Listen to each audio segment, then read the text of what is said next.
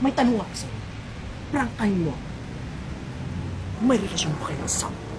Alam niyo ba kung gaano kayaman ang tinaguriang King of Transformations ng Pilipinas? Sa tuwing maririnig natin ang pangalang Paulo Ballesteros, ang agad na pumapasok sa isip natin ay ang kanyang nakamamanghang talento sa pagpapalit ng anyo gamit lamang ang makeup. Mula sa mga lokal na artista hanggang sa mga Hollywood celebrities, kayang-kaya niyang gayahin at ipakita sa harap ng kamera ang kanyang obra. Ngunit higit pa sa husay na ito, marami ang nagtatanong, gaano na nga ba kalaki ang naipundar at naipon ni Paulo sa halos 2 dekada niyang pagtatrabaho sa industriya ng showbiz?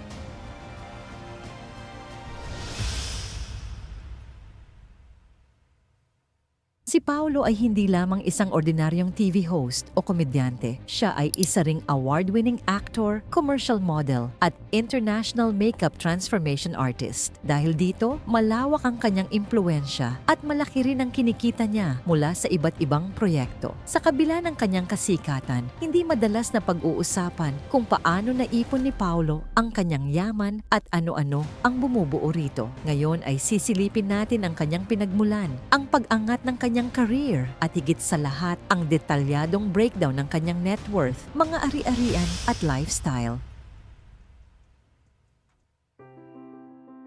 Si Paulo Ballesteros ay ipinanganak noong Nobyembre 29, 1982 sa Cabanatuan City, Nueva Ecija. Lumaki siya sa isang pamilyang may koneksyon na rin sa mundo ng showbiz. Isa sa kanyang kilalang kamag-anak ay si Yula Valdez, isa sa mga batikang aktres sa industriya. Ang pagkakaroon niya ng dugong showbiz ay hindi naging garantiya ng kanyang tagumpay, ngunit nagsilbi itong inspirasyon at daan para mas mapalapit siya sa mundo ng telebisyon at pelikula. Nag-aral si Paulo ng Fine Arts sa San Sebastian College, Recoletos. Ang kursong ito ang nagpatibay sa kanyang galing at husay sa sining, na kalaunan ay ginamit niya hindi lamang sa pag-arte, kundi pati sa kanyang natatanging talento sa makeup transformations. Ang pagiging artist niya ay hindi lamang nakikita sa papel, kundi sa mukha ng mga taong ginagaya niya.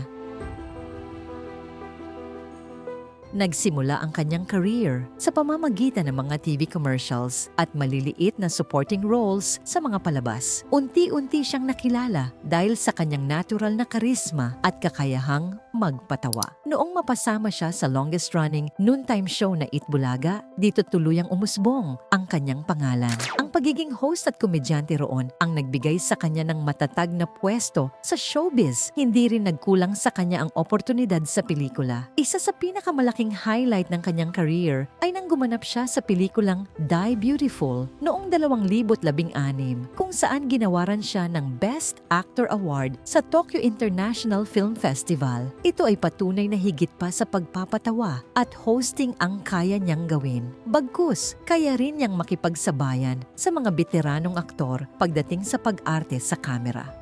Ngayon, kilala si Paulo hindi lang sa Pilipinas, kundi pati sa ibang bansa dahil sa kanyang viral makeup transformations. Ang kanyang background bilang isang fine arts student na naging internationally recognized artist ay nagsilbing matibay na pundasyon ng kanyang kasalukuyang tagumpay. Isa rin ba kayo sa mga humanga kay Paulo sa husay niya sa pagmi-makeup at transformations? I-comment nyo na sa ibaba para malaman ko rin ang inyong opinyon. Ngayon, silipin naman natin ang detalyadong breakdown ng kanyang yaman at ari-arian.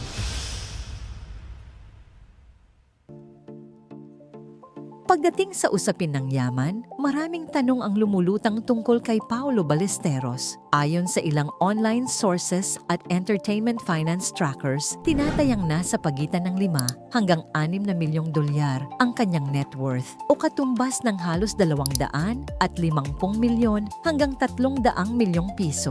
Mahalaga ring bigyang diin na wala siyang inilalabas na opisyal na dokumento tungkol dito, kaya't ang mga halagang ito ay mga public estimates lamang batay sa kanyang career earnings, endorsements at ari-arian. Sa loob ng mahigit 20 taon niya sa industriya, hindi nakapagtataka na lumubo ang kanyang ipon at assets. Sa katunayan, malaki ang kinikita ng mga TV personalities na gaya niya, lalo na kung matagal ng bahagi ng isang prime noontime show at may mga proyekto rin sa pelikula. Dagdag pa rito, si Paulo ay isang international award-winning actor na lalo pang nakapagpataas ng kanyang market value. Kaya't kung tatanungin natin kung gaano kalaki ang yaman ni Paulo Ballesteros, masasabi nating sapat na ang kayang yaman upang maituring siyang kabilang sa hanay ng mga pinakamatagumpay na personalidad sa telebisyon. Pero saan nga ba nanggagaling ang malaking bahagi ng kita niya?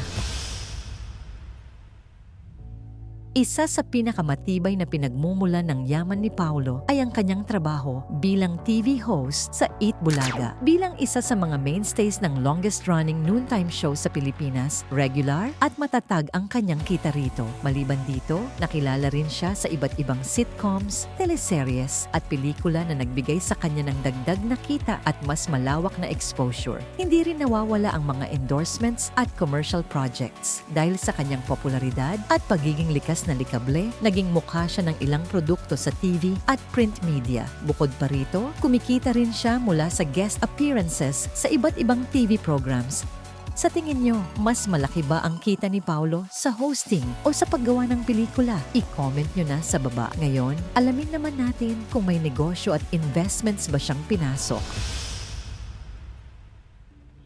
Kung titingnan ang public records, walang malinaw na dokumentadong negosyo si Paulo Ballesteros na direktang hawak niya. Wala ring detalyado o opisyal na ulat tungkol sa pagkakaroon niya ng sariling kumpanya o malaking franchise. Gayunpaman, batay sa kanyang background bilang fine arts graduate at pagiging artistically inclined, may ilang ulat na nagsasabing maaring nakatuon siya sa art-related projects at collaborations. Maaring mayroon siyang personal na investments tulad ng real estate o iba pang assets, ngunit walang sapat na public record na magpapatunay nito. Mahalagang tandaan na hindi lahat ng artista ay naglalabas ng impormasyon tungkol sa kanilang negosyo at si Paulo ay isa sa mga mas pribadong personalidad pagdating sa aspetong ito. Kung negosyo ang pag-uusapan, malinaw na mas kilala siya sa kanyang showbiz earnings kaysa sa business ventures. Isa sa mga pinakakilalang ari-arian ni Paulo ay ang kanyang tahanan sa Antipolo, Rizal. Sa ilang media features at social media posts, makikita ang disenyo ng kanyang bahay na moderno ngunit may personal na artistic touch. Malinis ang linya ng interiors, may kombinasyon ng itim, puti at kahoy na kulay. Ang bahay na ito ay nagsisilbing simbolo ng kanyang tagumpay. Bukod sa pagiging tirahan, ito rin ay naging creative space kung saan niya ipinapakita ang kanyang mga makeup transformations at iba pang art projects. Ang mga litrato at video na mula mismo sa kanya ay patunay na hindi lamang ito isang bahay, kundi isang extension ng kanyang artistic identity. Wala namang ibang opisyal na ulat tungkol sa iba pang properties na pagmamay-ari niya, kaya't dito natin nakikita ang malinaw na halimbawa ng kanyang naipundar mula sa kanyang trabaho sa showbiz. Pagdating sa sasakyan, makailang beses nang nakita si Paulo na gumagamit ng mga SUVs at sedans, bagamat walang eksaktong listahan ng kanyang mga luxury cars sa public records. Gayunpaman, hindi maikakaila na bilang isang kilalang TV personality, kayang-kaya niyang magkaroon ng komportableng transportasyon. Mas kilala si Paulo sa kanyang pamumuhay na malapit sa fashion at art. Ang kanyang Instagram account ay puno ng makeup transformations at creative outputs na nagpapakita ng kanyang dedikasyon sa craft at sa pagiging stylish. Bukod dito, mahilig din siyang mag-eksperimento sa damit at accessories, bagay na bahagi na ng kanyang lifestyle bilang isang celebrity. Kung ikukumpara sa ibang artista, mas nakatutok si Paulo sa pagpapakita ng kanyang talento kaysa sa pagbibida ng material possessions. Ngunit malinaw na sapat ang kanyang kita para mamuhay ng magarbo at komportable.